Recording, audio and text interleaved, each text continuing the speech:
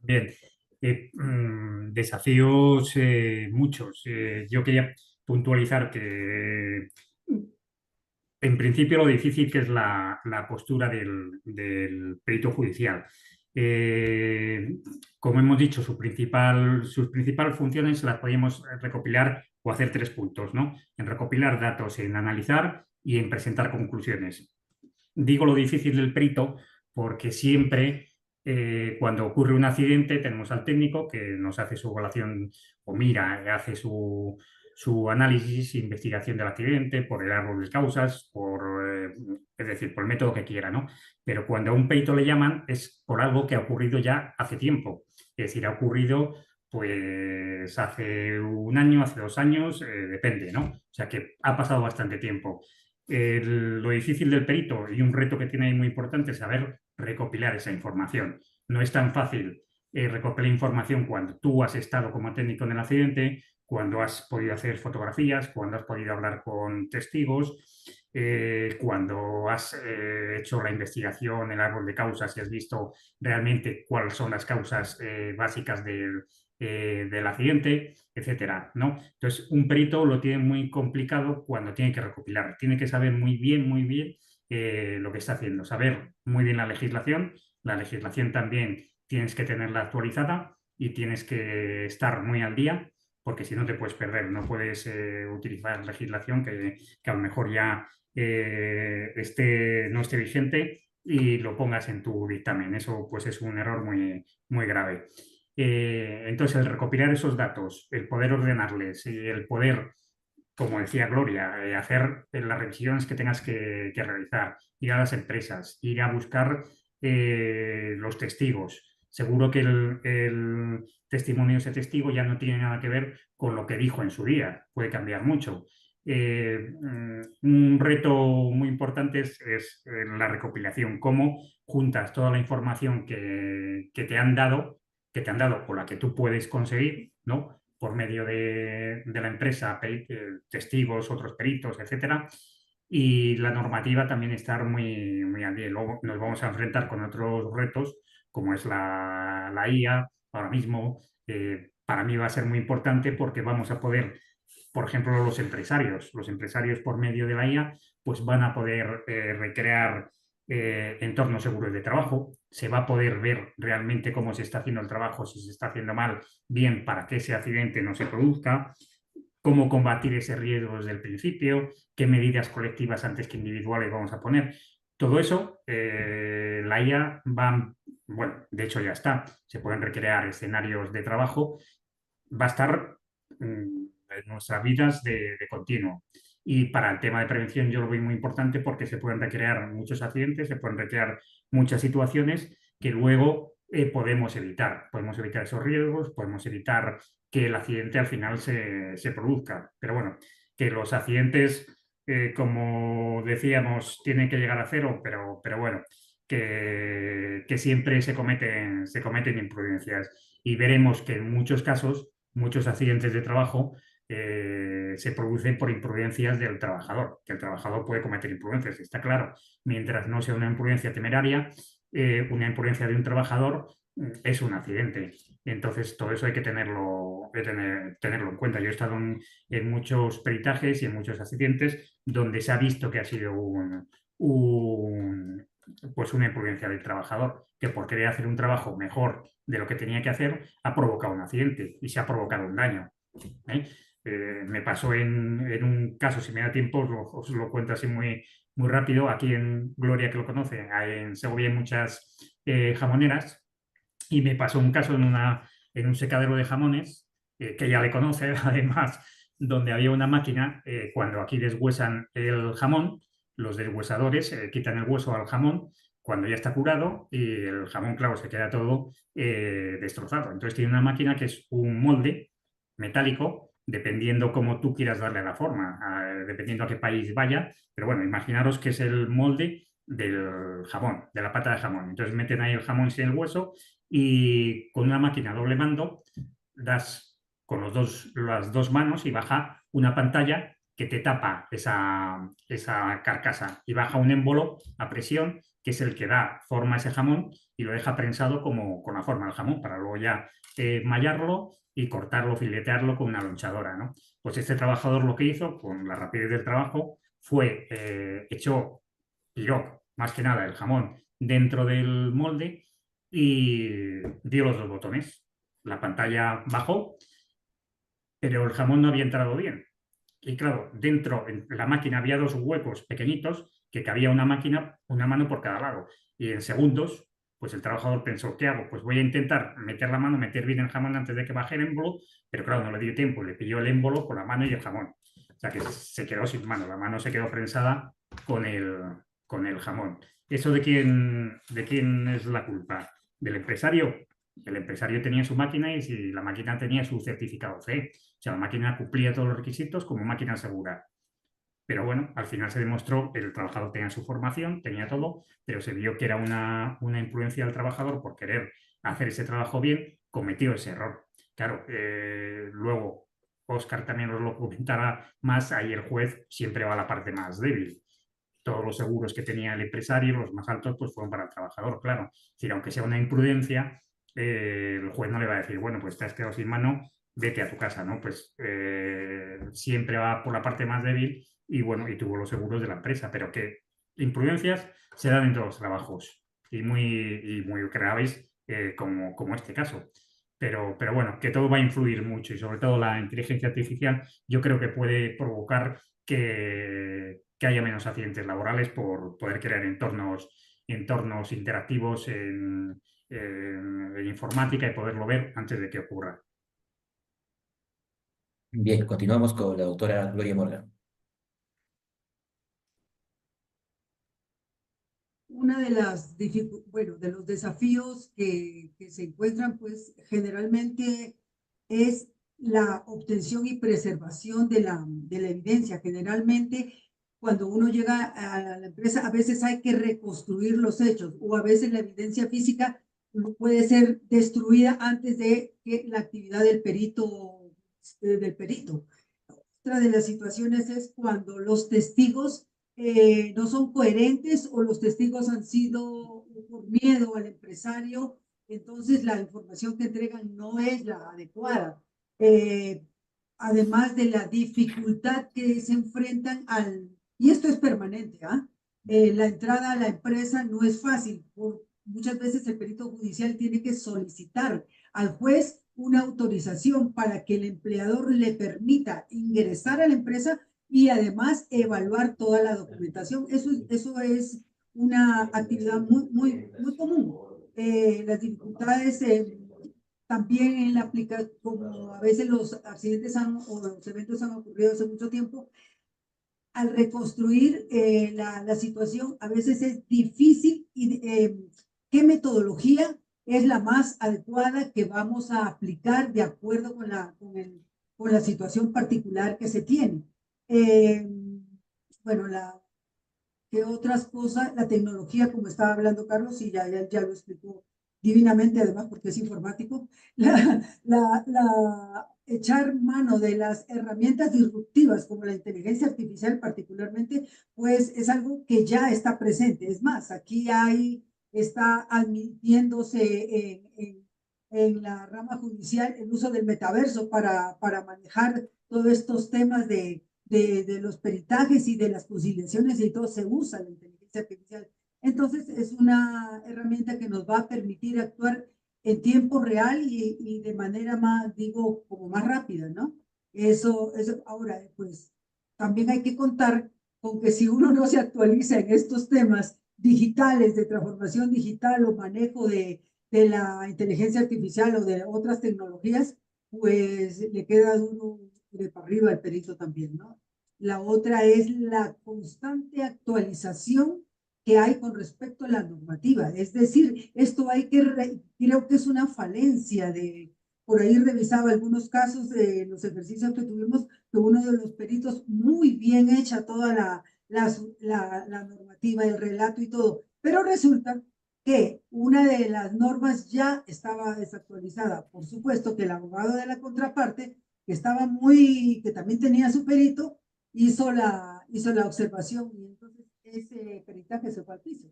Entonces, eso es lo que digo, que debe uno vivir muy actualizado con toda la normativa, porque pues esto es vital día a día, ¿no? Lo demás pues lo ha dicho Rafael y lo ha explicado Carlos divinamente. Bien, pasamos al doctor Guillermo para que nos pueda solventar esta pregunta, ¿no?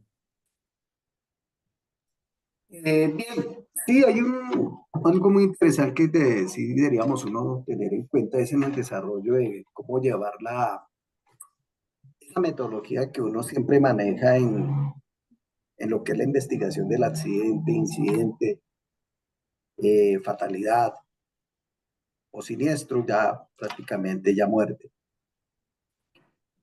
Vea, aquí hay algo muy interesante que hay que manejar, es muchas son las hipótesis. No es únicamente la hipótesis que uno ve, sino establecer bien la observación directa.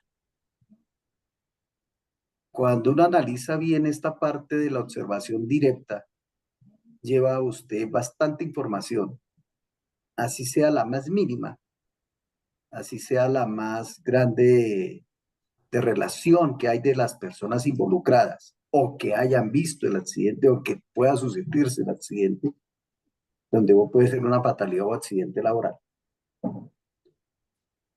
Siempre tiene que tener en cuenta muchas cosas alrededor. El perito tiene que tener 360 grados de visión. Eso es muy fundamental. Fuera del conocimiento de enfermedades, fuera del conocimiento de hacer la parte de prevención, realmente determinar cuáles fueron los tiempos y ciclos de trabajo que venía desarrollando el trabajador. A veces nos olvidamos de que, y es algo que es muy interesante tener en cuenta, es la parte de percepción del trabajador. Cuando uno maneja esa parte de la percepción, maneja también la parte íntima, la actitud. ¿Cuál era su estado anímico que estaba el trabajador? Conversar con las otras personas, cuáles eran sus pensamientos, cuál es su actividad, cómo se desarrollaba él en su parte MP, que yo siempre ya llamo a la MP la actitud mental positiva, ¿sí? Para lograr desarrollar una actividad. Todas las actividades diarias no son iguales. Yo puedo tener una actividad, pero esa actividad sale en varias tareas. Y esas tareas requieren de fuerza, concentración, desarrollo mental, actitud, motivación y más que todo cuando son actividades de alto riesgo.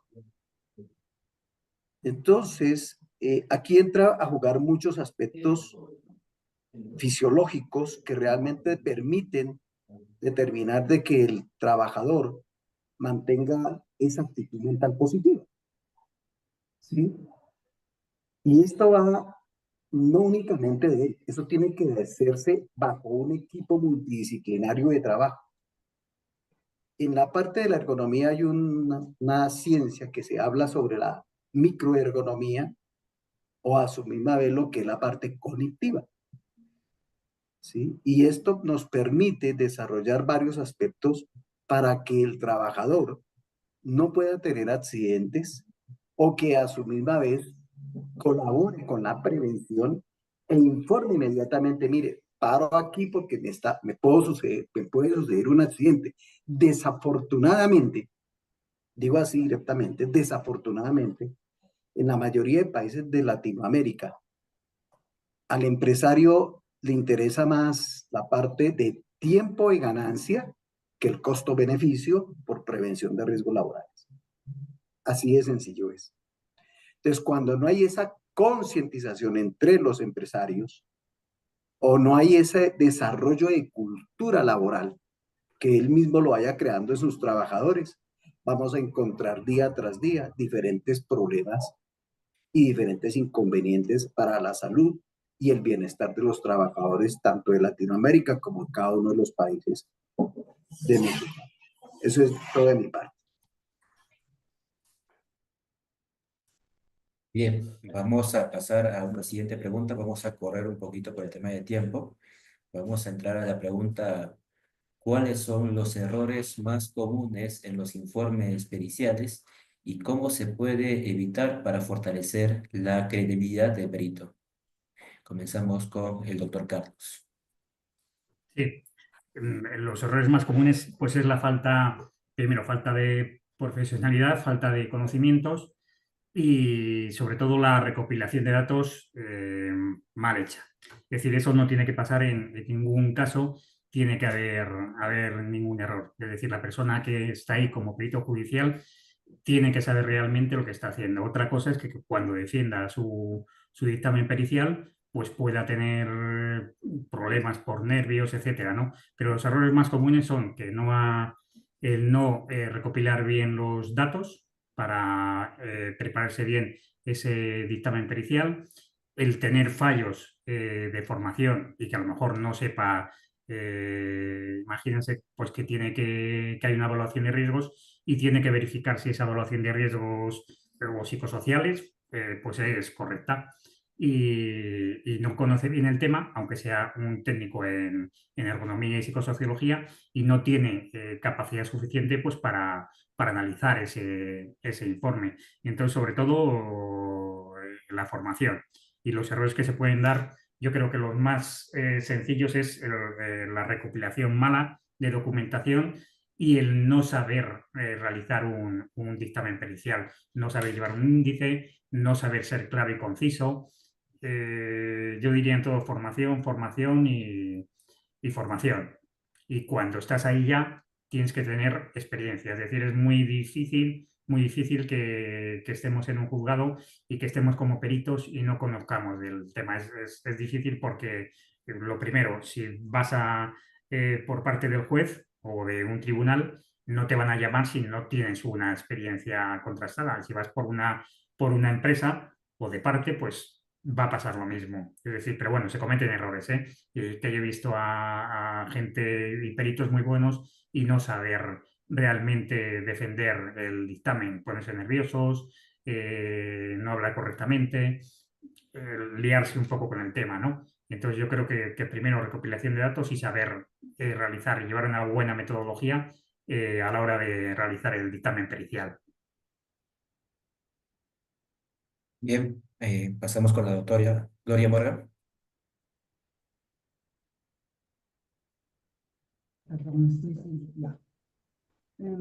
Sí, adicional a lo que ha dicho Carlos, pues la falta de también la estructura del informe, la falta de claridad y estructura al ser imprecisos en la redacción. Y a propósito, hay una norma UNE que estaban preguntando, que es la 19.700.001 del 2019, que establece los criterios para la elaboración de los informes periciales. Bueno, la falta de documentación técnica y normativa, no sé, el no ser, ¿cómo se dice? Falta de imparcialidad o sesgos que pueda presentar su sustentación o informe, el no ser coherente entre el informe y su sustentación, sea por nervios o por otras razones, falta de, digamos, eso sería como la falta de la coherencia interna del informe y la sustentación, ¿no? Eso es como de lo que...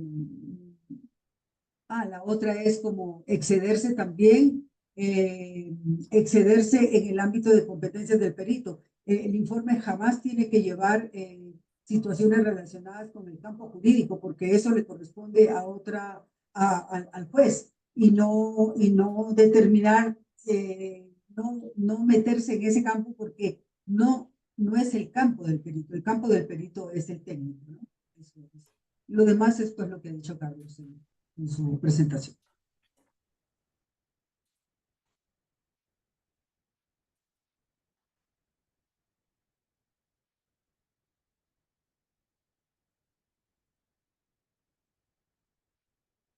Bien, pasemos al doctor Guillermo para que nos pueda solventar la pregunta. Bien,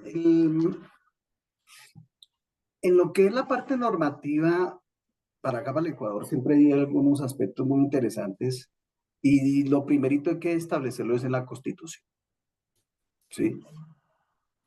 Cuando el perito conozca bien de la Constitución, sí debe conocer bastante la parte del marco legal, tanto del Ministerio del Trabajo como también las resoluciones o el decreto que precisamente está recién aprobado por el nuevo proyecto de presidente, que es el decreto ejecutivo 255 de 2024.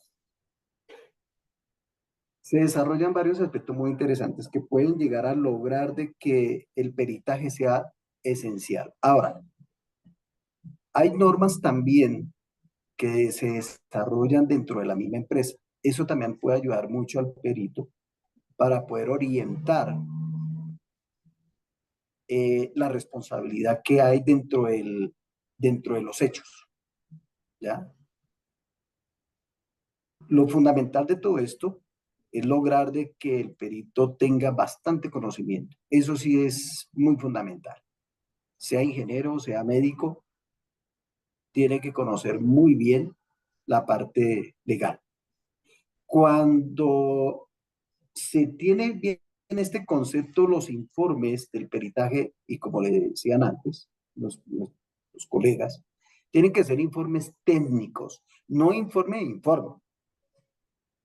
Tiene que ser un informe técnico, claro, preciso, conciso, que realmente vive un contexto dialógico y una redacción clara referente a hechos que llevaron o que se lograron ver dentro de la evidencia de la observación directa.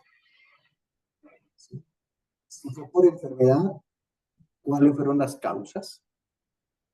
Si esa enfermedad se la traía antes de recibir el trabajo o estar en el trabajo o durante el trabajo, hay que hacer un seguimiento muy amplio para poder determinar esa patología. Ahora, si ya es un accidente, eso estamos hablando de enfermedad, ahora vamos para un accidente. ¿Cuáles fueron las causas del accidente? Y en base a cuál va a ser el método que va a utilizar, para que así también se base en las normativas legales vigentes. Eso es muy fundamental tenerlo en cuenta. Otro de los puntos del peritaje en seguridad y salud en el trabajo, y la parte de la salud ocupacional, es ver también cuáles fueron aquellos trabajos que se hicieron en la parte médica, como decir la vigilancia epidemiológica, lo que decía ahorita mi colega. La salud ocupacional influye en muchas cosas. En un accidente que puede llegar a ver si es causal o no es causal. ¿A qué me refiero en esas dos partes? Cuando es de causa-efecto y cuando no es causa, no efecto. Entonces hay que analizarlo bien analíticamente referente a lo que es el accidente en sí y cuáles serían aquellos inconvenientes a la salud a corto, mediano y largo plazo. Eso es muy importante que lo tengamos en cuenta en base, sí, a la legislación y en este caso acá en el Ecuador, a lo que también nos exige la resolución 513 y algunas otras normativas que realmente se manejan dentro del campo laboral.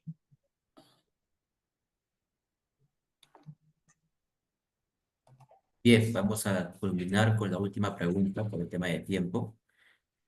¿Qué recomendaciones darían a los profesionales que desean especializarse como peritos judiciales en el ámbito de la seguridad y salud en el trabajo? Doctor Carlos, comenzamos con usted. Sí, bueno, primero antes que recomendaciones, les animaría a todos porque es una profesión muy, muy bonita y muy gratificante, pero recomendarles sí, que sean primero buenos técnicos, que tengan un bagaje como técnicos en prevención importante, que sepan realizar todo tipo de evaluaciones, todo dependiendo de la especialidad que cojan, ¿no? Tanto si es de ergonomía como es de higiene o seguridad industrial, que sepan bien realizar ese trabajo para poder luego realizar un peritaje correcto, que estén al tanto siempre de la legislación en todos los ámbitos, pero sobre todo que sean buenos técnicos, que sepan hacer su trabajo diario, que sepan hacer una investigación de un accidente. Todo eso les va a dar mucho bagaje para poder ser buenos peritos judiciales. Y bueno, que lleva tiempo, pero que la formación es lo principal. Si pueden, aparte de ser técnicos, tener alguna otra formación también como formador de formadores, dar cursos. Sería muy interesante para tener ese luego dominio de estar frente al público, poder hablar con gente, no ponerse nervioso. Y luego, a fin de cuentas, en lo que es las conclusiones, cuando tú pones en valor tu peritaje, tu dictamen, saber sacar unas conclusiones correctas, sin nervios y que sea bueno. Pero sobre todo ser primero buen técnico de prevención y conocer tu ámbito de trabajo. Con eso, conociendo las leyes y luego con más trabajo, no es de un día para otro, serían unos buenos peritos. Y además es una profesión que está al alza y yo lo veo muy, muy interesante con todos los cursos que estáis preparando, tanto en Perú, Ecuador, Colombia. Yo creo que va a haber gente muy formada y es una profesión que puede dar muchas satisfacciones. Muchas gracias, doctor. Continuamos con la doctora Gloria Morgan. Ya, algo muy importante, además de desarrollar los cursos, los diplomados, es fortalecer las habilidades de redacción y elaboración de informes, es desarrollar habilidades en la presentación de la defensa, porque pues a veces hay una muy buena elaboración del informe, pero nos falta practicar la exposición oral de estos informes. Prepararse para el contrainterrogatorio, porque los abogados de la contraparte pues son bastante fuertes y siempre van a tener a desvirtuar lo que uno presenta. Lo que había comentado de la normativa, bueno, conocer cada vez más el campo de acuerdo a la formación que quieran desarrollar, fortalecer pues la medicina laboral, la ergonomía, la higiene o la seguridad y la salud en el trabajo, adquirir cada día una formación especializada y avanzar en la parte también del peritaje judicial, en toda esa norma que la regula, es fundamental porque ahí también se cometen muchos errores, ¿no? Y como decía Carlos, de la práctica que tenemos del día a día, pues cada vez seremos mejores peritos. Entonces, desarrollar habilidades también en la investigación y metodologías de los accidentes va a ayudar a cada día a fortalecer el perfil, porque esto, bueno, por ahora no hay una especialidad, o por lo menos acá lo que se está favoreciendo es el perfil del perito a través de cursos diplomados.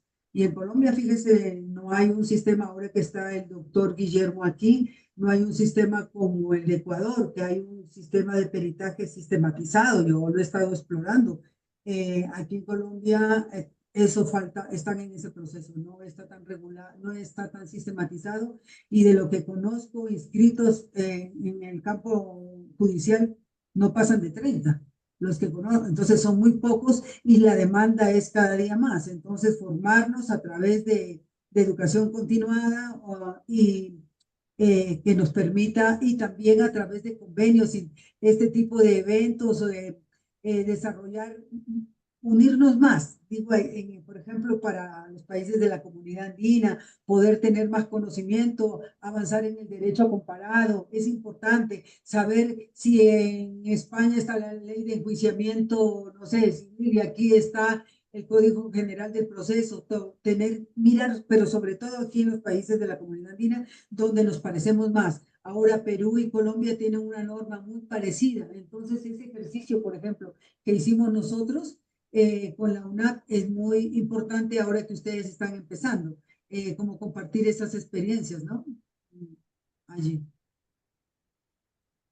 Bien, pasamos al doctor Guillermo para que nos pueda culminar con esta última pregunta. Bien, vea, no sé si me están viendo por la cámara, por favor me confirman. No se ve la cámara, doctor, no. A ver, sí, porque creo que no. A ver, un momentico, yo coloco aquí, porque aquí me sale que tengo la cámara activada. Déjenme ver, veo acá porque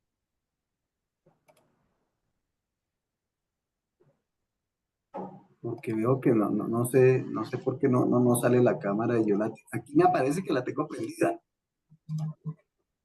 Sí, nos sale lo mismo que está prendido, pero como si estuviese tapado de repente. Las últimas computadoras, laptops ya vienen con un sistema de protección, de repente por eso no se ve. A ver, a ver, a ver. Mm, qué raro que no se me ve.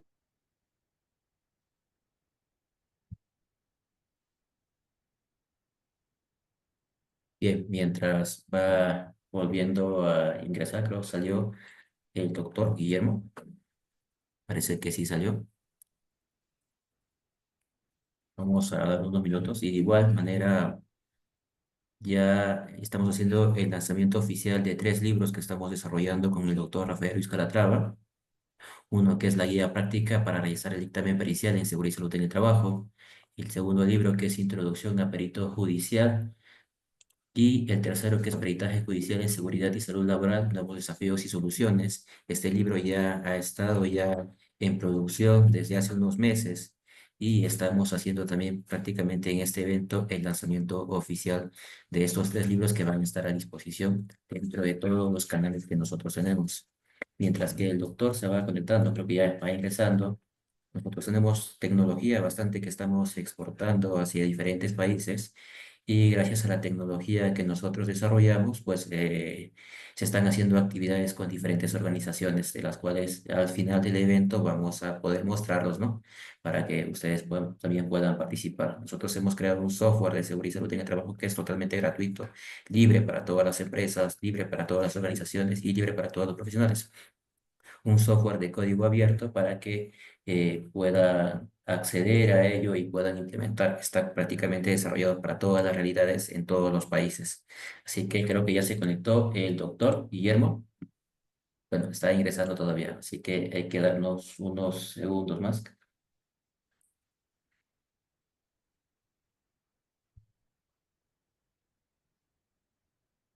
Ahí sí me puede ver con la cámara, profe. Todavía no se le ve la cámara, parece que tiene inconveniente con el tema de la cámara. Pero para culminar esta parte, doctor Guillermo, nos solventa la última pregunta. ¿Qué recomendaciones daría a los profesionales que desean especializarse como peritos judiciales en el ámbito de la seguridad y salud en el trabajo? Bien, yo les voy a comentar lo siguiente y es en lo personal. En lo personal. Es duro. No digamos que sea fácil. Eh, Primero tiene que tener bastantes años de experiencia en seguridad y salud en el trabajo, conocer bastante lo que es la higiene industrial, conocer normativas internacionales y nacionales, adaptarse bien a lo que es la parte judicial en lo que se relaciona a lo que llamamos nosotros prevención de riesgos laborales. El campo de la seguridad y salud en el trabajo es muy amplio, muy amplio. No es como decir, espere, yo aprendo rapidito para lograr el éxito que yo quiero. Sí, lo puede hacer, pero se requiere tiempo llegar a ser perito. Para llegar a ser perito, primero hay que ver cuál es su primer nivel de universidad. Si es ingeniero civil, si es ingeniero ambientalista, si es ingeniero industrial, etcétera, etcétera. Si es en la parte de médico, el médico también tiene que conocer no únicamente de enfermedades, no únicamente de patologías de origen laboral, sino también conocer lo que es la higiene industrial, como lo dije yo antes. Lo mismo le pasa al que va a ser perito como la parte de seguridad y salud. Tiene que conocer todo lo que son enfermedades y patologías de acuerdo al cuadro clínico por exposición, digamos, a iluminancia o ruido. ¿Sí? Tiene que conocer. O sea, llegar al punto de conocer bien todo lo que se relaciona a la seguridad y salud o a la salud ocupacional y hacer peritajes. Este es un campo muy amplio, muy amplio. Yo lo digo por experiencia. En el segundo caso que comencé con la parte de peritaje me tocó buscar un médico. porque el caso mío era así, hubo fallecimiento del trabajador, pero por causas de inhalación de gases. Pero yo tenía que tener también el veredicto, tener también en las observaciones e informe de un médico que conozca bien la parte cardiorrespiratoria. Entonces, el técnico tiene que conocer también, así sea lo más básico, pero es muy importante tenerlo en cuenta. En mi caso, yo soy ingeniero civil, especialista en salud ocupacional, egresado de la Universidad Nacional de Colombia, la Facultad de Enfermería. Tengo otra maestría en salud ocupacional, otra maestría en ingeniería ambiental y seguridad industrial de la Universidad Nacional de Piura, diplomados en seguridad y salud, diplomado en lo que es gestión ambiental de la Universidad Nacional de Piura también. Hace poco terminé el doctorado en fisiología en salud ocupacional por la International University de Cambridge. Estoy también con varios proyectos de investigación en lo que es ergonomía, en lo que es prevención de riesgos físicos, ruido, iluminación, estrés térmico. Autor de 3 libros, voy a sacar ahora muy poco el 4º libro, que es en el campo de la salud ocupacional, sobre todo en el campo avícola. Mi tesis la hice en el campo avícola, o sea, tiene que uno tener bastante experiencia, no es de 1 año ni 2 años, porque yo termino una maestría de higiene y salud ocupacional o de ergonomía. 4 años ya me estoy colocando, o terminé, o ya hice mi título y me voy a ir de perito. Tiene que tener experiencia, mucha experiencia. Yo le recomiendo, coja experiencia, estudie, capacítese, actualícese en la legislación sobre todo, y lo que si es un técnico en seguridad y salud, le recomiendo que aprenda mucho de enfermedades, todo lo que son cuadros clínicos ocupacionales en diferentes aspectos de la higiene ocupacional. En ergonomía lo mismo. Y en la parte del médico conocer también lo que es el ruido y iluminación y hacer también ecuaciones y fórmulas. Esto es muy importante para que cojan experiencia. La experiencia es muy fundamental. Cuando un juez lo vaya a llamar, le va a pedir, bueno, ¿cuánto tiempo ya de experiencia? Usted diga 5 años, me sirve. Pero si usted dice 3, 2, como que ya lo duda, porque necesita gente que conozca y también del currículo que usted vaya a presentar. Sobre todo que en la judicatura, para uno registrarse, le exigen a uno bastantes documentos y le dan una categoría. Y una vez usted tiene que hacer un curso virtual y tiene que pasar el examen. Y de cierto puntaje le dan si sigue o no sigue con la parte de peritaje. Esa es una de las principales recomendaciones. Coja experiencia. Ese es un consejo que yo doy directo y que realmente da resultados. Yo siempre soy de catedrático en fisiología de salud ocupacional, en ergonomía y seguridad de salud. Le trabajo con mis estudiantes de la carrera de ingeniería industrial de la Universidad Técnica del Norte. Y dialogo con mis muchachos y les digo, vea, si ustedes quieren llegar a ser técnicos en seguridad, que lleguen a ser hasta peritos de seguridad, cojan experiencia, capacítense, hagan maestría, especialícense en un campo de la seguridad y salud. Puede ser en ergonomía, puede ser en higiene, ¿sí? Que es muy interesante que vayamos más allá de la seguridad, que logremos sacar libros, artículos, que eso les va a enriquecer el conocimiento de lo que es la seguridad